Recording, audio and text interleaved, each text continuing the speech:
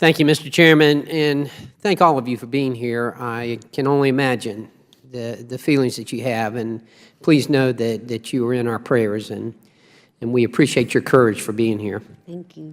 Mr. Martin, if I could ask you specifically, Victor Martinez Ramirez, he was the illegal alien who killed Air Force veteran Marilyn Ferris. He had been arrested by your police department 6 times in the previous 15 months. Is that correct? That's correct, sir. 6 times in the previous 15 months. Yes, sir.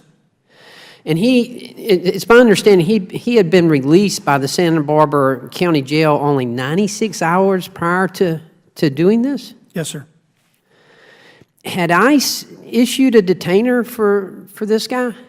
Not in this particular case. They did provide a detainer in 2014, but that was the only one we knew.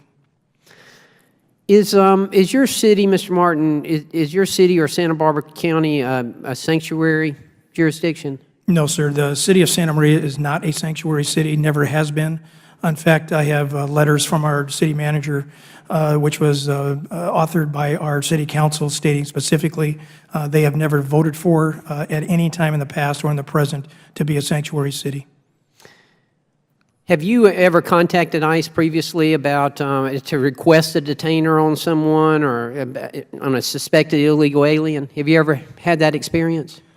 No, sir. What we do is when we arrest someone, the Santa Maria Police Department makes an arrest, we fill out a form that goes with the prisoner to the county jail. Santa Maria Police Department, we don't have a jail for people to put in. We just have a booking processing area.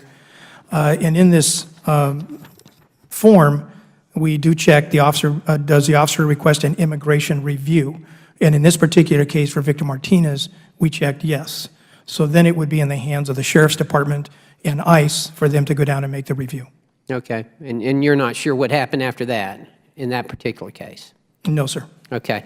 Wouldn't you agree that Sheriff, that increased communication between local law enforcement and federal law enforcement would federal law enforcement especially, because obviously they're the ones who are responsible for the immigration enforcement, wouldn't you agree that better communication would obviously benefit everyone in this case? Yes, sir, I would. And hopefully keep a tragedy like this from happening again. I mean, obviously, this is obviously not our best work and could qualify as being our worst work. Mr. Chairman, obviously, I'm appalled, as we all are, at what has happened in this particular case and what has happened in many cases like this. And I, you know, especially when you had a veteran who was murdered at the hands of an illegal alien who was in police custody only hours before. Only hours before this person was in police custody.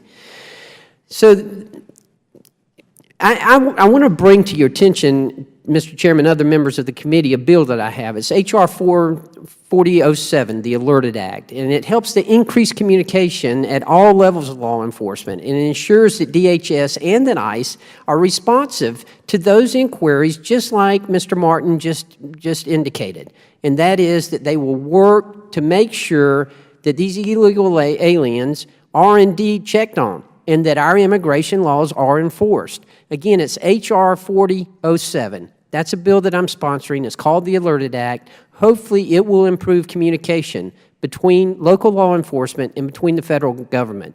That's what we need more of. Again, thank you for being here, and again, our condolences. Thank you so much. We appreciate your courage. Mr. Chairman, I yield back. Thank the